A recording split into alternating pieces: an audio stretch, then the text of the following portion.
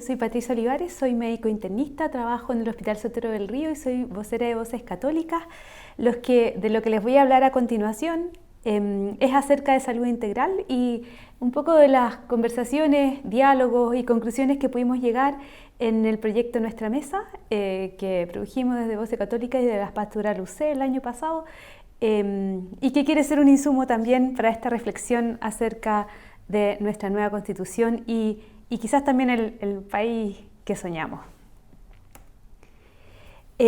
A modo quizás de introducción simplemente, vamos a ver en la siguiente presentación el sistema sanitario, algo de salud mental y por último algo de cuidados paliativos con sus respectivos desafíos y problemas, con breves introducciones también respecto a estos temas. A modo quizás también más introductorio, quería contarles un poco en qué se basa toda nuestra reflexión, y esa reflexión se basa principalmente en la dignidad. ¿Qué entendemos por dignidad? La dignidad es el valor intrínseco de la persona y al ser intrínseco no depende de lo que uno hace, de los méritos, por decir así, sino del ser, simplemente por ser persona. Tampoco depende del tener o no derechos de ningún tipo. Y tampoco depende de que otros lo reconozcan. Es decir, es un valor claramente intrínseco que se desprende de cada uno de nosotros solo por el hecho de ser personas. De hecho, en Evangelium Vitae, el Santo Padre dice: no somos el producto casual y sin sentido de la evolución. Cada uno de nosotros es el fruto de un pensamiento de Dios. Cada uno de nosotros es querido, cada uno es amado, cada uno es necesario. Y ese cada uno se refiere realmente a todos nosotros sin distinción. En este sentido, sobre esta base es que queremos hablar del sistema de salud en Chile, como primer tema. Tal como ustedes pueden ver en esta presentación, para los que quizás no tienen tan claro cómo se divide, quería contarles simplemente el sistema de salud en Chile. Tiene, por decir así, 3 puntos centrales. Está el Estado, propiamente tal, las personas que son de alguna manera los usuarios del sistema de salud, y también existen empresas que tienen algunos elementos de injerencia en el sistema de salud. Dependientes del Estado está todo lo que es la atención de salud de las Fuerzas Armadas, está FONASA, que es claramente dependiente del Estado, y a partir de Fuerzas Armadas y FONASA tenemos hospitales institucionales y tenemos también la red de prestador público. Las personas hacen uso tanto de FONASA como de ISAPRES, del sistema de ISAPRES, que son prestadores privados de salud. Ahí están las clínicas, los centros médicos que ustedes pueden ver habitualmente. Y un tercer pilar del sistema de salud en Chile son las mutuales, que tienen prestadores propios. Las características del sistema de salud chileno, en realidad la más llamativa en estos momentos es que existe una separación tajante entre el ámbito público y el ámbito privado. Además, está muy centrado en este instante en el nivel terciario de atención. El nivel terciario son propiamente los hospitales más complejos, no los hospitales también además que pueden ser tipo 1.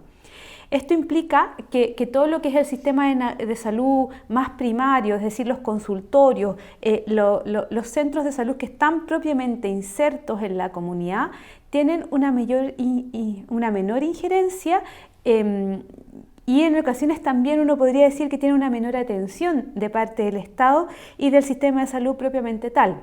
Esto implica, por supuesto, también que existe menor inversión a ese nivel y por lo tanto todo lo que es el sistema como más preventivo de salud tiene también una menor representación a nivel también de presupuesto. A esto se suma el cambio epidemiológico que hemos vivido en los últimos decenios en Chile. Existe un aumento de personas mayores de 65 años muy importante. Además existe también un cambio en el tipo de enfermedades. Hay muchas más enfermedades crónicas y discapacitantes y además hay un aumento en enfermedades de salud mental. ¿Cuáles son los desafíos a nivel del sistema de salud? Tenemos primero que pensar el sistema de salud desde la misericordia que acoge desde la vulnerabilidad. Esta implica que la perspectiva de la justicia, es decir, como una justicia distributiva, de darle, por decir así, a cada uno lo que se merece, por decir así, no alcanza para pensar el cuidado, porque cuando hablamos de vulnerabilidad estamos hablando de fragilidad y de personas que probablemente no van a tener todos los elementos productivos que muchas veces nosotros exigimos en nuestra sociedad. El cuidado en ese sentido debe ser movido desde las entrañas y no, en primer lugar, desde la efectividad propiamente tal. En segundo lugar, el ser agentes de cambio frente a las urgencias en nuestro sistema de salud. Es decir, la dignidad es contraria a la discriminación arbitraria, un poco por lo que ya dije al principio, la dignidad como valor intrínseco, que implica que todos somos iguales en valor, aunque seamos distintos y nuestras necesidades también sean distintas, implica que no se pueden hacer criterios economicistas con respecto a la forma en que distribuimos los recursos en el sistema de salud. Es decir, el criterio de a quién conviene atender, es decir, bien entre comillas, a quién conviene desde el punto de vista de cuántos años rendidos hacia adelante, cuánto va a ser la eficacia en trabajo o en dinero que me va a aportar y por lo tanto es la persona a la que debo atender primero, no cabe desde una lógica propiamente desde la atención de salud de la dignidad. Por último, también humanizar el sistema de salud a través de un fuerte trabajo de gestión de personas. Yo creo que también en el tiempo de la pandemia se ha hecho mucho más evidente el tipo de trabajo, la forma de trabajo y la intensidad de trabajo que existe en los hospitales, en todos los hospitales públicos y privados. Muchas veces es un trabajo de muchas horas seguidas, turnos de 12 o 24 horas seguidas, en unas situaciones de mucho estrés, de mucha exigencia, tanto física como psicológica, como emocional. Y eso implica que muchas veces en esa batahola o en esas crisis que uno tiene permanentemente durante el día, puede perder un poco el rostro de quien estoy atendiendo, al otro como persona. Tenemos que pensar también que la medicina en estos momentos está extremadamente tecnificada, es decir, de alguna manera tenemos mediadores que son máquinas, por decir así. Si uno piensa en una unidad de cuidados intensivos en un hospital, no sé si habrán visto fotos de lo que eso significa, pero tenemos un ventilador mecánico, tenemos un paciente, una persona que está inconsciente y que por lo tanto no se puede comunicar con otros, no puede expresar sus deseos, ni tampoco, por ejemplo, puede expresar cosas como dolor o sintomatología que podamos aliviar. Por otro lado, también en el tiempo de pandemia, y no sabemos hasta cuándo va a ser así, tenemos que cubrir el rostro tanto de la persona que atendemos como de quienes atendemos. Y resulta que el rostro del otro es esta última defensa ante la cultura del descarte. Es completamente distinto cuando uno piensa, por ejemplo, en lo que ha sido las guerras, la guerra moderna, ¿sí? Que en el fondo, sobre todo desde la bomba atómica, apretar un botón significa eliminar a millones de personas de una vez sin ver su rostro. Uno puede captar que es muy distinto a dañar a otro mirándolo de frente y mirándolo a los ojos. Entonces, el rescatar ese rostro humano como el último recurso, como la última frontera ante esta cultura del descarte y sobre todo ante los atropellos de la dignidad, es extremadamente relevante para nuestro sistema de salud. En este sentido, del rostro del otro como la última frontera, quería compartir con ustedes también esta frase de Manuel Levinas. Dice: el rostro del otro me ordena el no matarás, pero este mandato ha de ser entendido como el hecho de no reducir la alteridad desnuda y por tanto vulnerable a la mismidad. Es decir, alude a elementos como el prójimo, el decir los buenos días, ya que el despreocuparme del otro lo estoy matando, pues ¿quién soy yo si nadie me nombra, si nadie me saluda? De este modo, el no matarás equivaldría a decir no te despreocuparás del otro. Un segundo tema es entonces el tema de la salud mental. Y esto quería partir diciéndoles simplemente la salud mental y la fe son dos temas que se imbrican mutuamente. La salud mental es la base para el desarrollo de valores espirituales, tal como lo afirma Pío XII en un discurso a un grupo de enfermeras que se desempeñaban justamente en el campo de la psiquiatría. Y dice que la salud mental sea uno de los bienes fundamentales por parte de la naturaleza es cosa obvia, pero es igualmente evidente que esta misma salud es en el campo religioso y sobrenatural. No es concebible que un alma en pleno desarrollo de los valores religiosos, si no se parte de una buena salud mental, no podrá desarrollarse plenamente. Es decir, para algunos de ustedes que puedan, por ejemplo, yo me imagino siempre la pirámide de Maslow, por ejemplo, que uno necesita algunos bienes que son básicos para poder construir sobre ellos. De alguna manera los valores también religiosos, sea de la religión que sea, requiere que tengamos algunos bienes básicos. La salud mental de alguna manera es también uno de estos bienes básicos para poder desarrollarse espiritualmente. Pero en Chile tenemos, en cuanto a salud mental, tenemos una situación que es desalentadora, diría yo. El porcentaje de presupuesto de salud que se dedica a salud mental en Chile es del 2%, en comparación con el 5% en los países del OCDE. La cobertura GES es insuficiente para las enfermedades crónicas de salud mental, es decir, cubre, por ejemplo, los primeros episodios de una crisis psicótica en esquizofrenia, pero no los siguientes.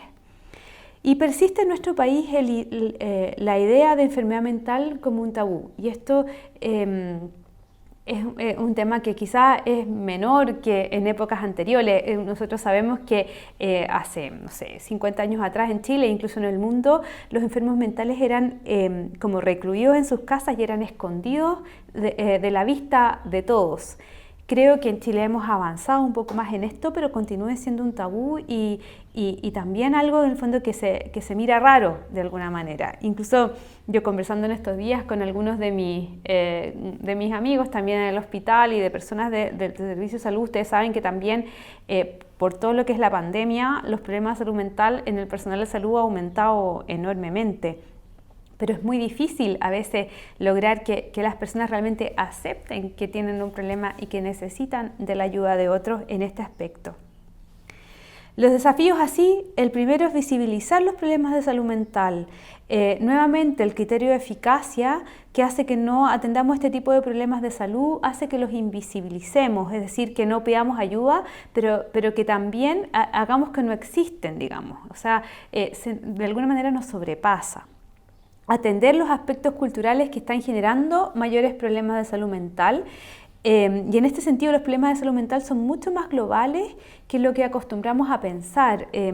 Una depresión no es solamente una alteración, por decir así, de neurotransmisores en el cerebro. Tiene que ver con crisis vitales, biográficas, tiene que ver también con requerimientos de recursos materiales, económicos, familiares, relacionales. Implica también hablar de la calidad de nuestra convivencia, implica hablar del clima laboral y también del diseño de nuestras ciudades, que muchas veces sabemos perfectamente que no es adecuado quizás para la vida humana incluso. Y también implica hablar de nuestra intolerancia a la diversidad. De alguna manera la modernidad y su valoración de la eficacia han estereotipado muchas veces las enfermedades mentales y la han asociado a inutilidad e improductividad. Y eso es algo que también de alguna manera tenemos que cambiar en el sentido de las, por decir así, de los hándicaps más quizás físicos. Uno lo va comprendiendo cada vez más, uno se va dando cuenta que alguien que tal vez, tiene una cojera, puede perfectamente trabajar y hacer una vida prácticamente normal. Con las enfermedades mentales no lo estamos todavía viendo desde ese punto de vista.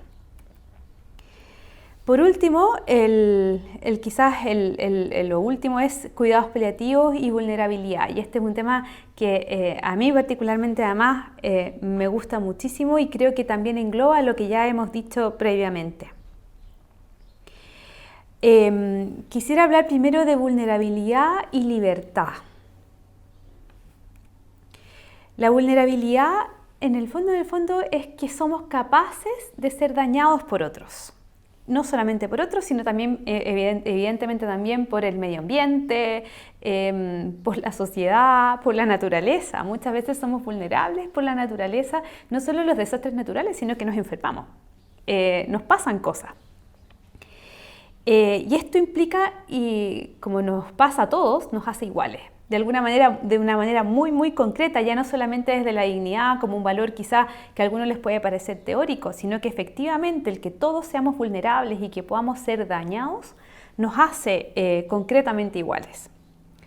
Pero eso implica también que nos hace capaces de ser cuidados por otros, de alguna manera. O sea, alguien que no necesita a nadie, si existiera ese ser realmente, ese ser no le requeriría ser cuidado por otro, no dependería de otros.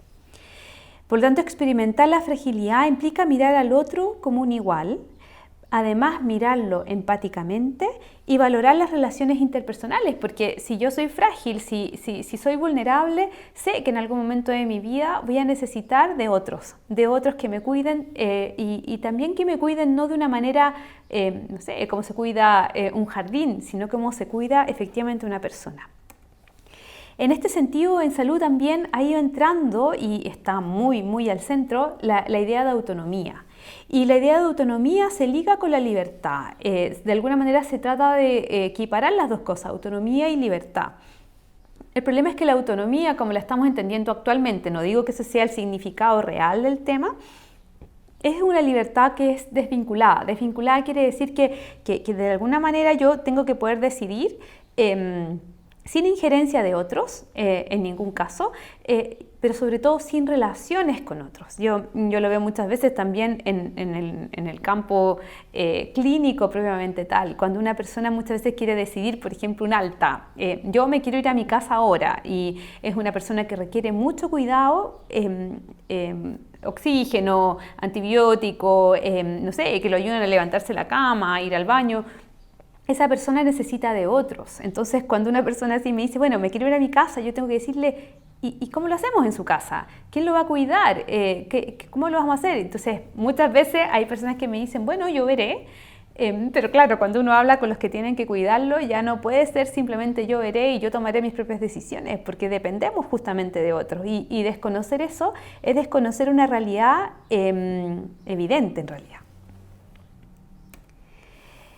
Esta autonomía es de alguna manera no necesitar a nadie, y eso es un teórico que no tiene ninguna correlación con lo que vivimos diariamente. Y en ese sentido es que aparece esta idea de los cuidados paliativos. Lo entendimos, por supuesto que existen muchas definiciones que hablan de cuidados paliativos, pero aquí quisimos entenderlo como un acompañar en el aumento progresivo de la vulnerabilidad y de la dependencia. En este proceso se dan pérdidas de autonomía y existen diversos temores.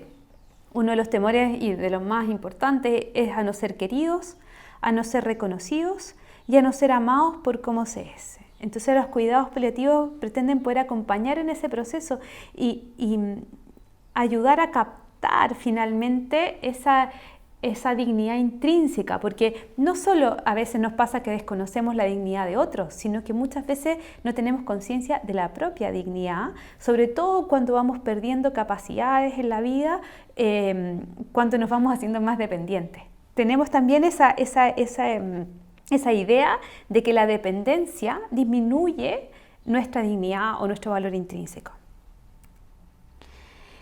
Por eso los desafíos en este aspecto tienen que ver con promover la cultura del cuidado. Y cuando estamos hablando de cuidado aquí es extremadamente relevante entenderlo como esta relación de dependencia. Una relación de dependencia que no es infravalorar al otro, no es tratarlo como un inferior, sino que todo lo contrario.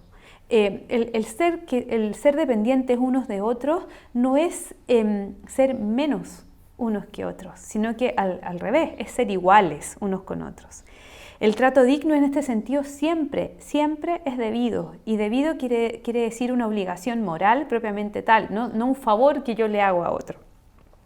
En cuidados paliativos además somos testigos del desprendimiento que llega hasta el punto de que no queda nada más que amar y ser amados. De alguna manera las personas que entran en un proceso de cuidados paliativos en una enfermedad terminal que va de alguna manera sustrayendo muchas cosas de uno, sobre todo desde el punto de vista material, entran en un proceso de ir captando que el núcleo de esa dignidad intrínseca es poder amar en primer lugar y en segundo lugar el ser amados por otros. Y ese proceso es un proceso que nos vuelve más humanos, que nos hace darnos cuenta de lo que realmente importa y de que muchas veces lo que realmente importa tiene que ver con las relaciones interpersonales. También otro desafío es mejorar la formación del personal de salud en términos afectivos y en el manejo de emociones. Aquí nuevamente quizás es volver a esta idea también de la pandemia, ¿no? En este tiempo hemos estado expuestos, todos los que trabajamos en salud, a múltiples dificultades con respecto al trato con las personas, en el sentido de que hemos tenido que ver muchísimo más sufrimiento del que estábamos previamente acostumbrados a ver. Entonces, claro, en este tiempo de pandemia ha sido difícil y han muerto muchas personas con nosotros. El hecho de que no se pudiera ver visitas de familiares nos hizo también darnos cuenta de que nosotros de alguna manera teníamos que ser la familia de estas personas que muchas veces morían solo en nuestros hospitales. Eso a muchos de nosotros nos ha afectado profundamente, de distinta manera. Por un lado, lo que les comentaba previamente, ha hecho que para muchos sea muy difícil de llevar y ha aumentado claramente los trastornos de salud mental en el profesional de salud, pero también nos hemos dado cuenta de nuestra propia vulnerabilidad. Cuando uno tiene que estar presente en esos momentos, uno se proyecta también y se proyecta a sí mismo y se proyecta a su propia familia, es decir, lo que nos pasa por fuera nos afecta también. Y eso ha hecho que de alguna manera, creo yo, también nos hayamos vuelto un poco más humanos al reconocer que esa vulnerabilidad que veo afuera es la misma que tengo dentro de mí. Entonces, claro, como profesionales de alguna manera tenemos que aprender a reconocer la propia vulnerabilidad para cuidar de otros en esta clave también relacional.